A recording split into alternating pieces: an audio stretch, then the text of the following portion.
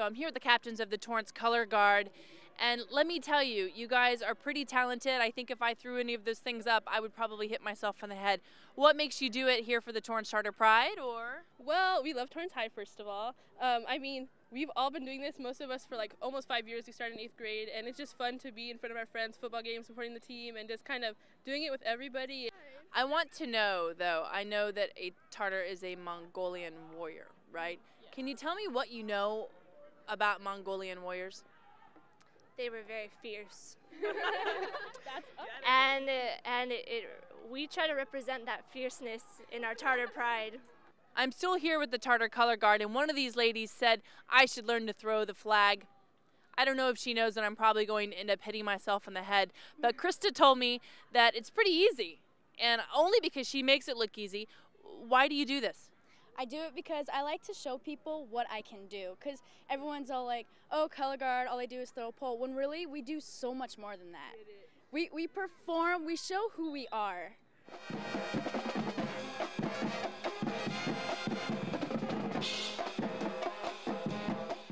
As the Tartars drive down the field trying to score a touchdown, their crowd is very excited. Tennis doesn't usually draw the same type of crowds that a Friday night football game does, but there's still some talent on the court. Let's now talk about the North High Saxon team.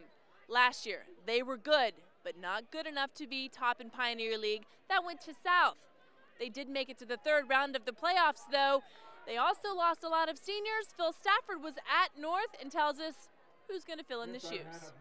The girls' tennis squad for North High School is taking on a different approach this fall, and it involves more teamwork than ever. The Saxons have a plethora of skilled players in doubles competition.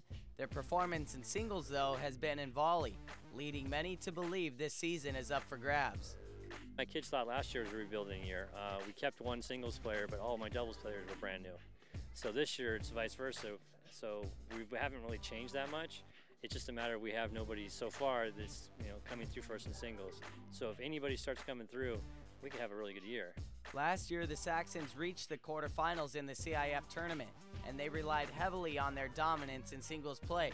This year, they string their hopes for a league title on the rackets of 3 seniors and 3 juniors, and these girls know the pressure is on. Be aggressive again and not give up, like when we miss shots. A lot of us, we get down on ourselves, so just to stay focused. We have to stay focused. Instead of like giving up and everything, we have to just believe that we can win and stop thinking that, oh, I missed that shot. Oh, I'm gonna miss the next shot too. In order to avoid losing concentration, the Saxons have implemented an aggressive strategy for doubles play. It's called poaching. For clarification, poaching requires the player closest to the net to volley a shot that was intended for the teammate back over, in hopes of catching the opponent flat-footed. This new scheme has given the blue and white a lot to work on. We've learned to poach more, and I sort of want to be more consistent with my balls and go for my shots, be more aggressive. I've learned to be more aggressive. I just want to be more aggressive. We always just try our hardest, and a win is just us trying, and poaching is our #1 concern right now. The solution for singles play is not as easy as a change in tactics. Instead, it may result in a complete shift in personnel throughout the course of the season. And for a team that will face tough competition in league play, it will be a difficult and stressful situation for Coach Condiff. I've got to find a singles player or 2 that are consistent enough to give us a chance, basically, because a lot of our losses in singles are 0-6s, and it's really hard to make up for that. In doubles, it's to try to refine what I've got and see if I need to tweak anything before next week, the next couple of weeks. I'm hoping not to have to change much in doubles. Singles, I could have 3 different people that I haven't seen yet play by 2 weeks from now, so I just don't know yet. Whatever the answer, North will be forced to figure it out sooner rather than later. The month of October presents a hard challenge for the Saxons. The blue and white face 8 of their 9 matches in that month against league opponents. Reporting for the Sports Desk, I'm Phil Stafford. Let's talk some prep football. No, not the Tartar versus Beckman game going on behind me, but the South Spartans are over at the West Warrior Field.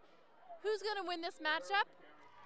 The West Warriors have home field advantage over rival the South Spartans, and that's the only advantage they would have all game. The Spartan D managed to hold Barry Thomas and the rest of the Warrior offense to 109 yards in the game. Coach Waybright caught up with this and talks about two of the star Spartans. I thought Eric Capicchione had a great game. I thought Dylan Redondo had some great runs there at the end. Eric Capicchione did have a good game as he sniffs out West quarterback Austin Waters for a sack on this play. And late in the game, this senior middle linebacker intercepts Waters to return it for 70 yards for a touchdown. Unfortunately, it's called back due to a penalty on South, but Capicchione did score South's first touchdown in the first quarter.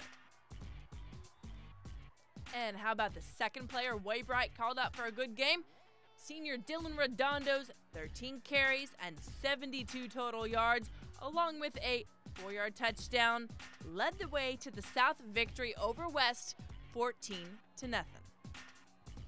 As the old saying goes, sometimes the best offense is a great defense. The Spartans' relentless D harassed the Warriors with 2 sacks, 3 forced turnovers, 2 interceptions, and a fumble recovery that set up the second touchdown. West head coach Greg Holt was pleased with his defensive performance, but knows his offense has some things to work on. Well, honestly, we're not getting the right hats on the right people, and we're not sustaining blocks. And we'll try to correct it, and hopefully we can get better for next week, because every team we play is going to be a real challenge for us. The West Warriors and the South Spartans have one more week of challenging games ahead before their league play begins in 2 weeks. South beat West 14-0, bringing their record to 3-1. West will start the Bay League at 1-3. Dylan Redondo out of South had the 13 carries and 72 yards, and Eric Capicchione had a good game. And Kevin McMahon, the South quarterback, threw 3 for 3 and a total of 44 yards. South takes on Peninsula before league play begins, and West will take on North, and of course the Sports Desk will have highlights. Let's take a look at the only other prep game played. Bishop Montgomery, congratulations, you come to an overall record of 3-2 with a win over Verbum Day, 38-25. Kevin Paredes had a huge game. He intercepted Verbum Day's quarterback 2 times and also had 2 touchdowns. Nolan Plummer, 30 carries on 135 yards and a touchdown.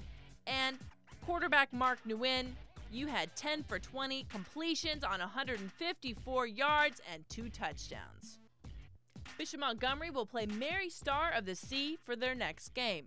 1, 2, 3, and... Tell me what it's like knowing that your team might be losing, but without the band, there would be no spirit. Talk to me about that, Jeff. Right, well, it's kind of sad if you're losing and there's no music, there's no pep, but the band really brings that spirit back, and it's really essential to the school's pride that the band brings that pep to the football field. So I'm here with Morgan. She's a flute player in the Tartar Band. Morgan, tell me a little bit about what makes Torrance so special, just the school, the band, the whole bit. Our school has a lot of pride, and we're the oldest school in the district, so I think it's a lot of generational pride, parents teaching their kids and coming back to the school, and it's just really, everybody's really we're bonded and really have a lot of pride for each other and what we all do, like activities, and everybody's really supportive of one another. We are still at the Torrance Tartar football game. Let's go ahead now and take a look at the El Camino Warriors. They had a great win last week over LA Harbor College. This time they take on Palomar at home. Let's roll the highlights. It's the El Camino Warriors hosting the Palomar Comets. On this play, Ronald Gowden will rush for 23 yards to the Palomar 40 for the first down.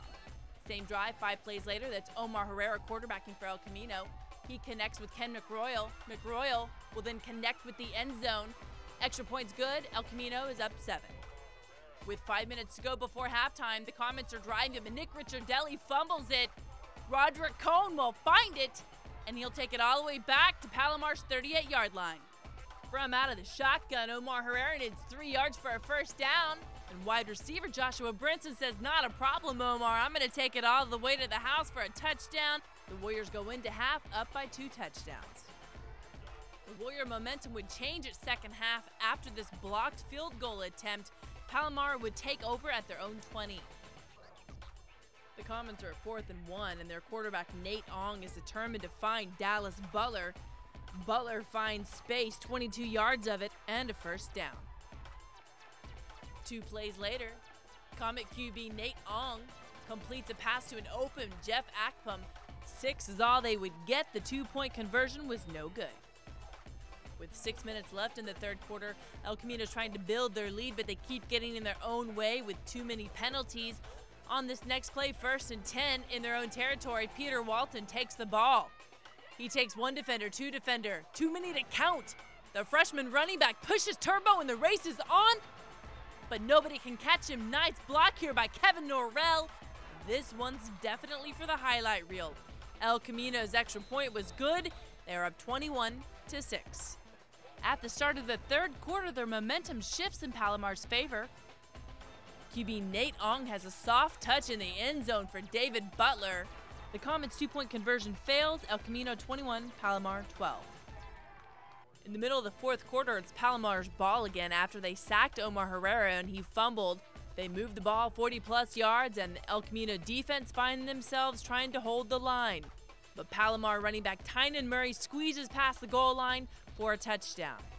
Palomar would, of course, try and go for the 2-point conversion, but Sule Tate, strong safety from El Camino, has a different idea. Palomar inches closer to El Camino with just a 3-point lead.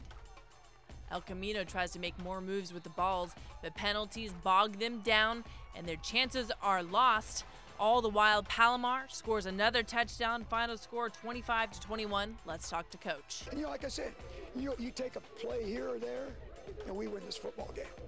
But see, they made the plays at the right time that they needed to, and we didn't. So you got to give them credit. They deserve to win the game. With this loss, Coach Featherstone knows that they need to work on some discipline in order to not get so many penalties, which they will have a chance to do in their bye week. Omar Herrera had a good game despite his fourth quarter.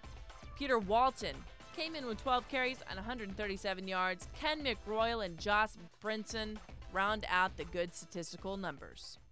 That is a Tartar band behind me. They blew away the crowd with their great halftime performance. There's another runner at South High that blows away the competition every time she runs.